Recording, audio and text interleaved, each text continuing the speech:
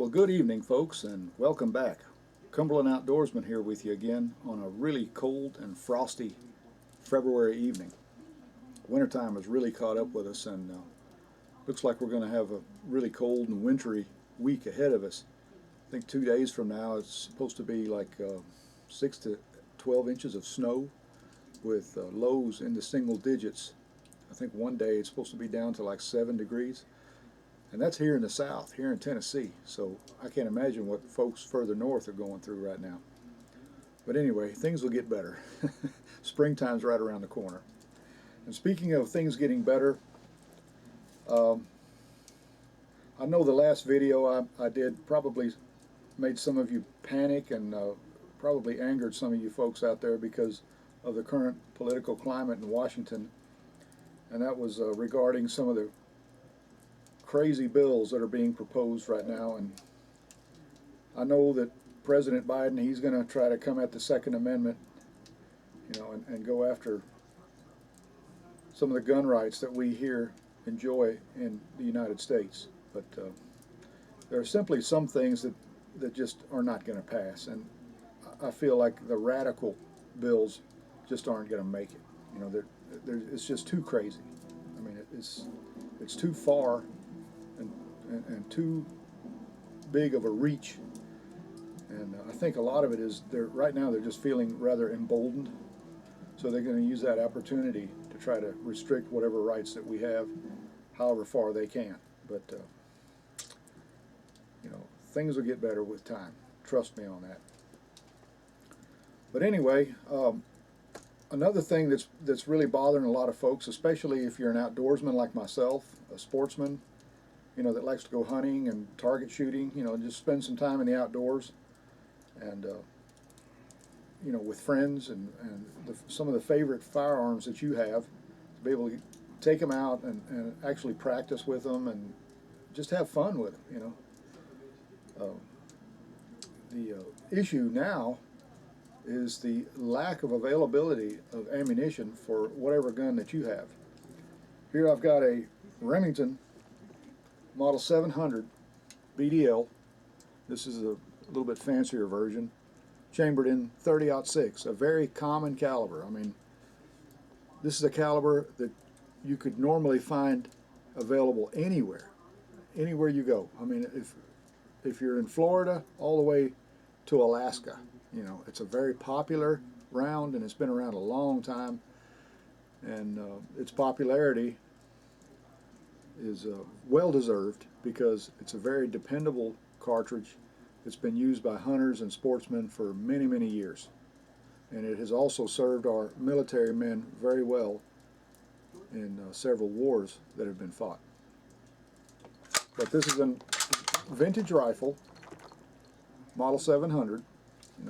I'm sure a lot of you are familiar with these, and it's a great deer rifle.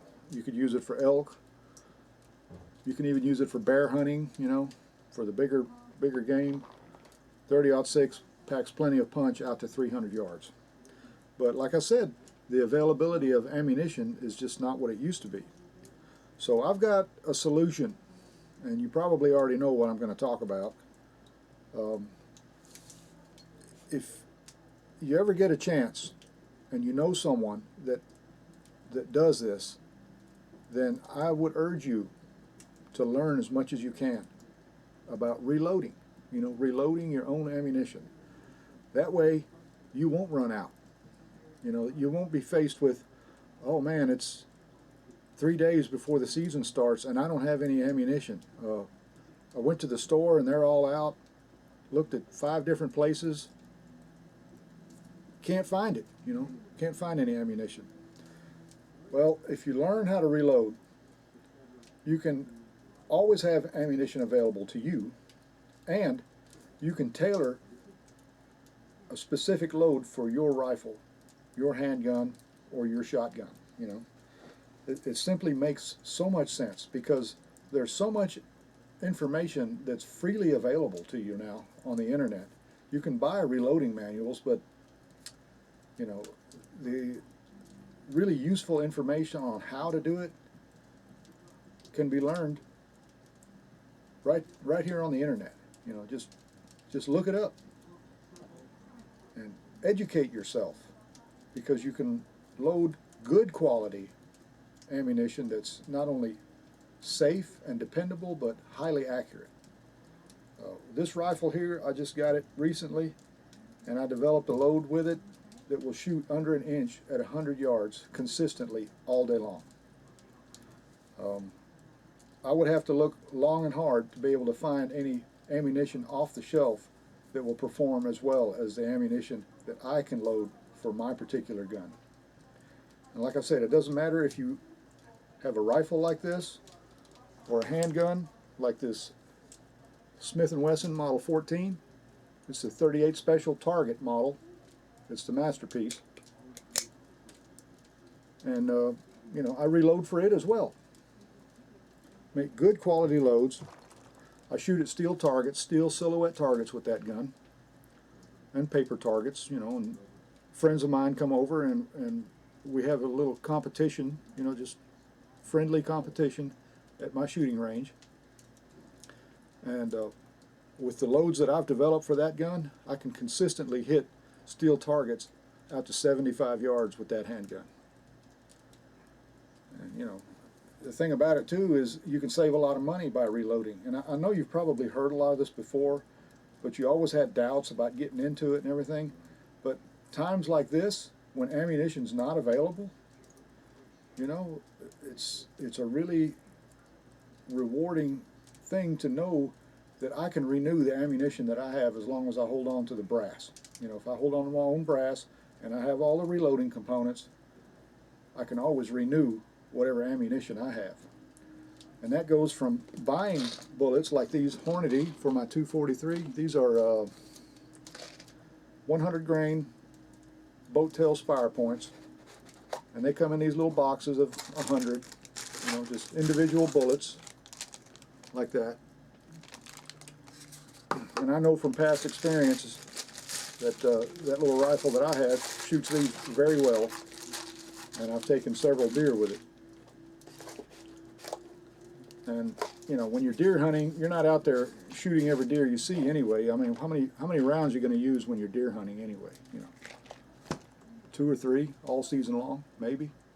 Unless you're a really bad shot, you can't hit can't hit what you're shooting at. But most of your shooting and ammunition usage is going to be at the target range, sighting in your rifle, you know, and getting it right where you want it, and finding the right load for your particular rifle. That's where you're going to burn up a lot of ammunition. But if you can reload, you can always fall back on that and replenish the ammunition that you've used up. You can buy a reloading press. I have an RCBS reloading press over here by my bench. And then you'll need these dies. Like this is a full-length 270 die set that's really old, but it's totally functional. You know, has a resizing and depriming die. It's 2 things in one step, and then the loading die to seat your bullet. If you take care of these dies, they'll last you a lifetime or longer. Here's a set of lead dies for the 38 Special that I just showed you. Let's see if I can get this box open here.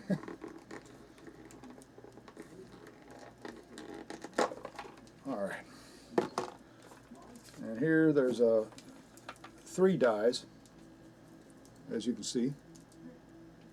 It has the resizing and depriming die, and then the charging die, which actually opens the mouth of the case to accept the next bullet that's going to be loaded. So you recharge it as well. You put your powder charge in there after you've reprimed the shell, and then this is your loading die. This what actually seats and crimps the bullet. And for each caliber or specific rim size, you need the right shell holder. Okay. So, like for example, for the 357 Magnum and the 38 Special, it's the same shell holder. Or in the case of a 270 or 308 or 30-06, all those rims have the same diameter, so you can use one shell holder for those particular cartridges. This is a priming tool. You put your primers in here. You can load priming. You just pull up on this handle. When you slide your shell in there, just pull up on the handle and it reprimes the case. Very easy to use, very quick. You know, that's just one of the tools that I have. And this is a whole set of different shell holders for that particular priming tool. Here's some of the ammunition that I've loaded.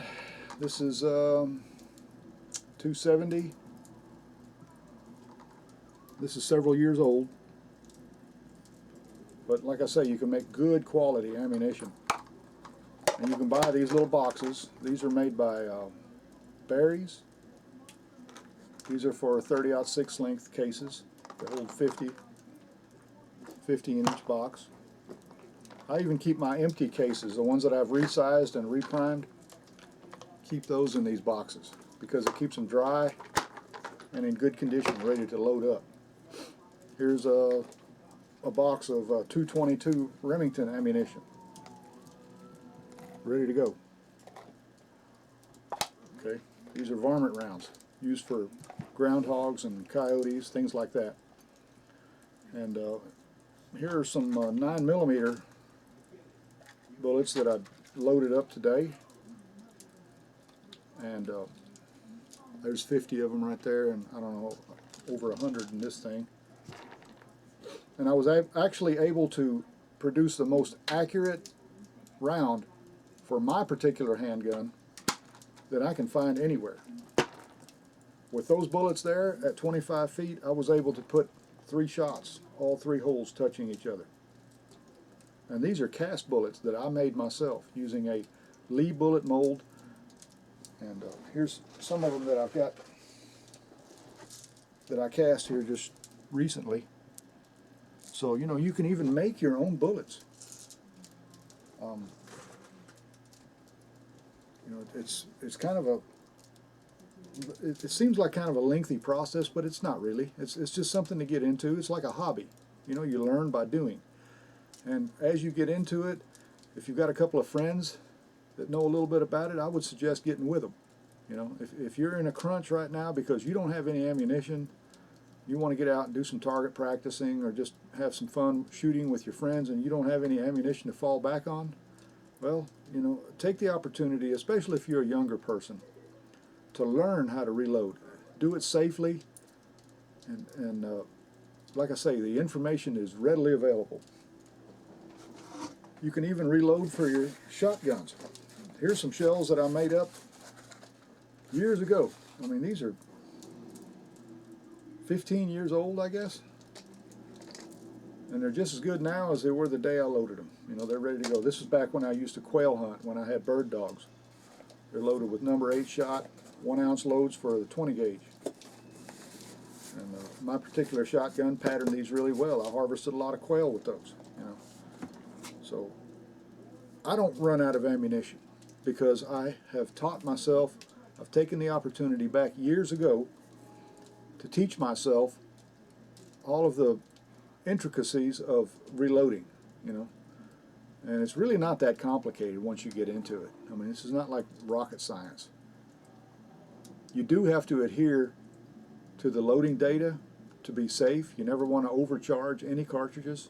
You know, you gotta follow the reloading data. That's the one main thing that I would like to stress is always, you know, there's a starting load and then you work your way up. If you start seeing any signs of pressure, too much pressure, chamber pressure that is, then you need to back off, you know.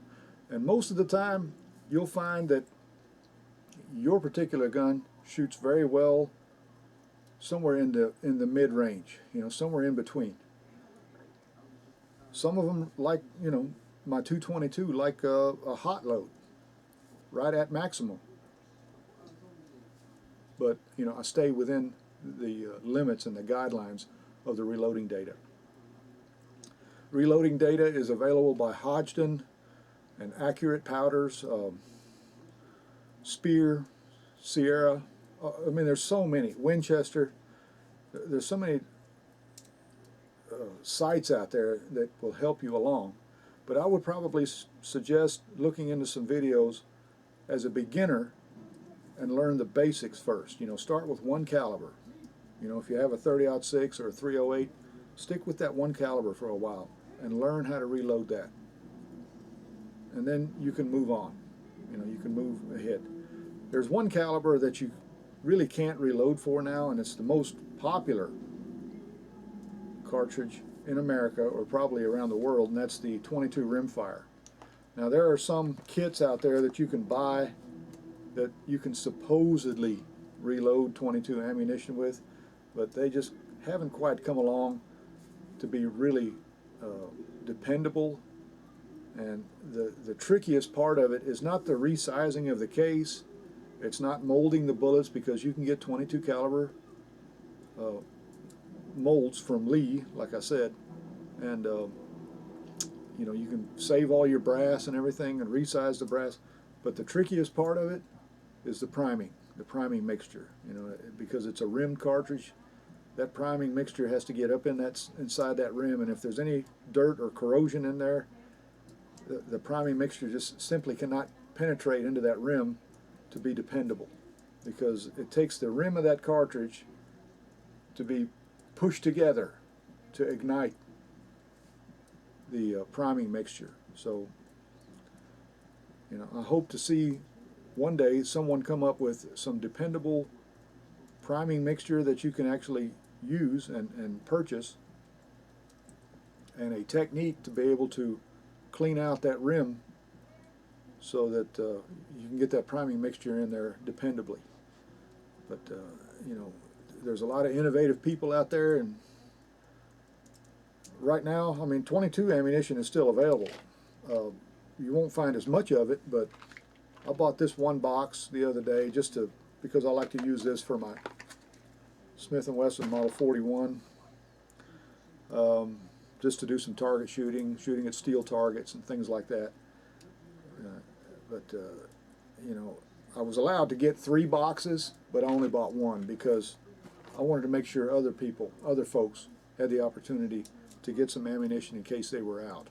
You know, so I think the solution to a lot of this is to just kind of calm down.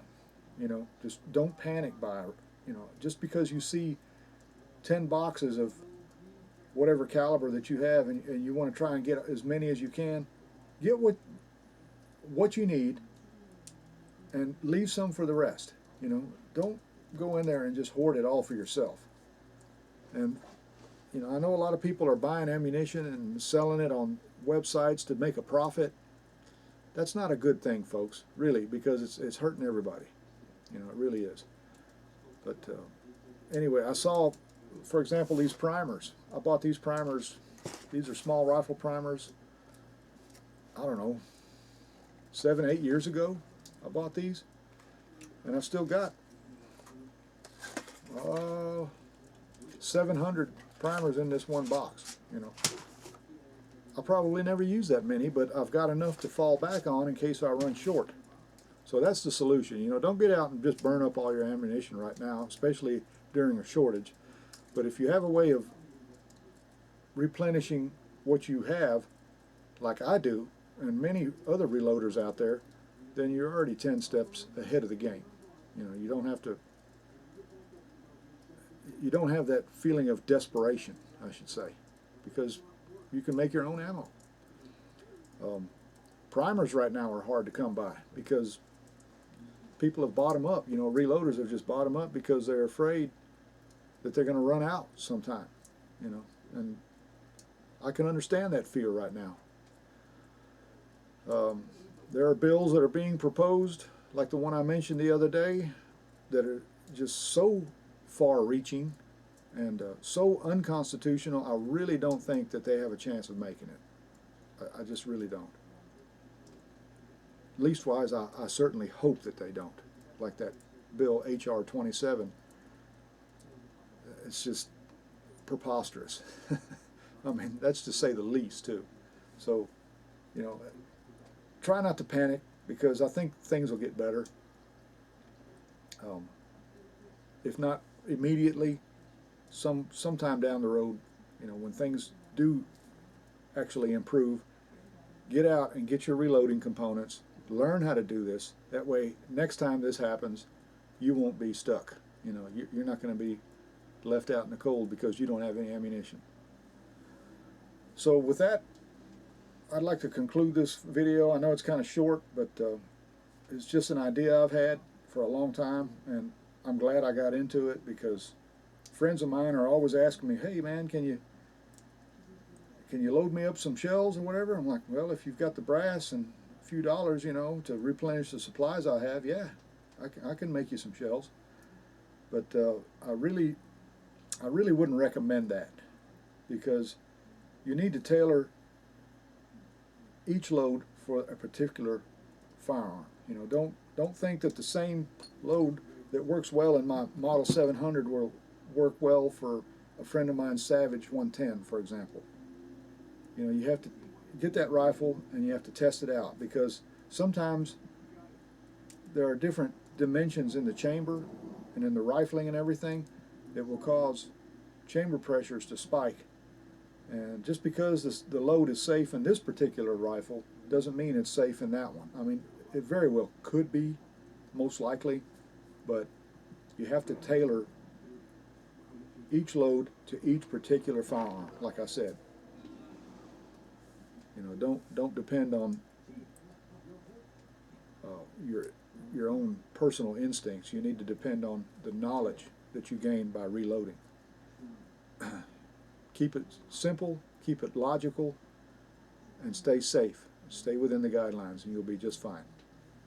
So anyway, remember, if you enjoy going out, going hunting, fishing, shooting, hiking, camping, whatever it is, I hope you enjoy it as much as I do. And until next time, this is the Cumberland Outdoorsman wishing you well.